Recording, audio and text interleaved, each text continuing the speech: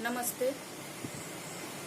मैं Vijaya Vaijayanti, assistant professor, Ganga Singh college Chhapra, राजनीति विज्ञान। आज आप लोगों के लिए ऑनलाइन टीचिंग के अंतर्गत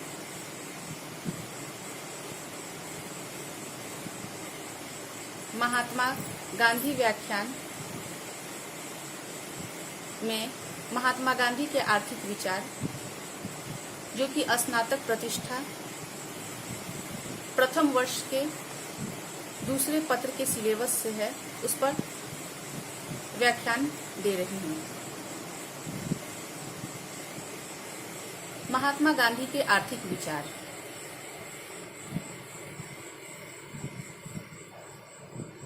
महात्मा गांधी मार्शल या एडम स्मिथ की तरह कोई महान अर्थशास्त्री नहीं थे।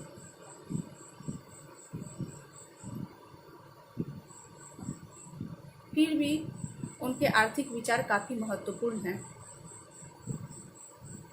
वे तत्कालीन आर्थिक व्यवस्था से असंतुष्ट थे।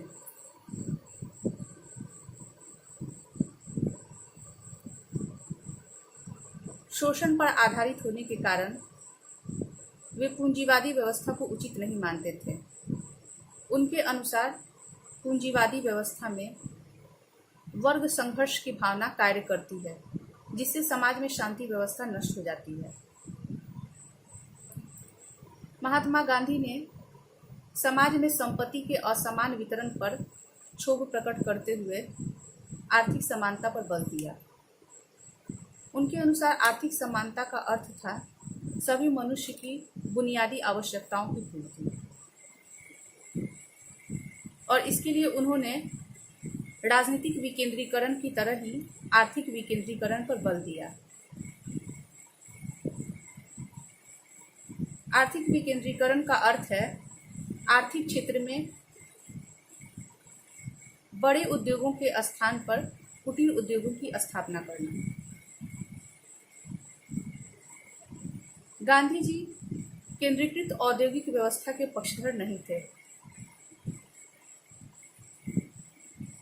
और वे तत्कालीन पश्चिमी सभ्यता की अधिकांश बुराइयों को इसी केंद्रीकृत औद्योगिक व्यवस्था की उपज मानते थे।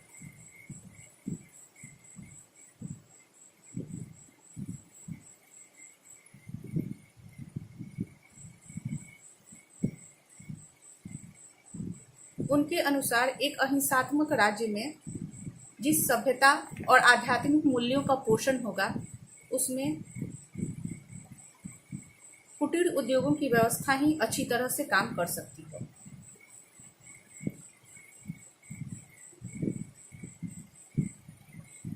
जिसमें उत्पादन के साधनों तथा उत्पादित माल पर स्वयं श्रमिकों का अधिकार होगा।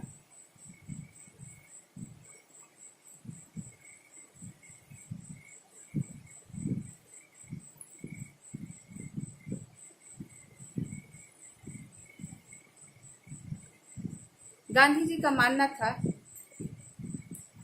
कि हम अपनी आवश्यकताओं को सीमित करके ही अपने जीवन को सुचारू रूप से चला सकते हैं। गांधी जी शारीरिक श्रम के पक्षधर थे, और उनका यह मानना था कि प्रत्येक सक्षम व्यक्ति को अपनी भौतिक आवश्यकता के अनुरूप उत्पादन में अवश्य ही योगदान देना चाहिए, क्योंकि इससे सभी व्यक्तियों की न्यूनतम आवश्यकताओं की पूर्ति होगी, श्रम की प्रतिष्ठा बढ़ेगी, सामाजिक विषमता समाप्त होगी, और वर्गहीन समाज की भी स्थापना संभव हो सकेगी।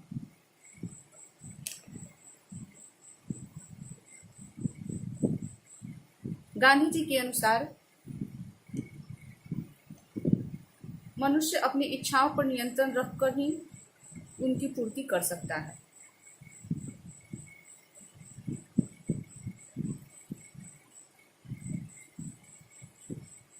इसके साथ ही गांधी जी ने राजनीति और नैतिकता के विकट संबंध को स्पष्ट करते हुए कहा कि साध्य और साधन दोनों की पवित्रता आवश्यक है।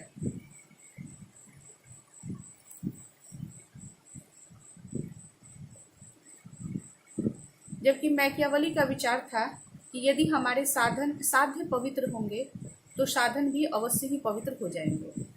इसके विपरीत गांधी जी ने साध्य से पहले साधन को रखा, अर्थात उनके अनुसार साध्य अर्थात लक्ष्य की प्राप्ति के लिए हमारे साधन भी पवित्र होने चाहिए, और इसीलिए उन्होंने स्वराज्य की प्राप्ति के लिए सत्याग्रह का मार्ग सुझाया, जो कि स्वराज्य रूपी साध्य के समान ही पवित्र था।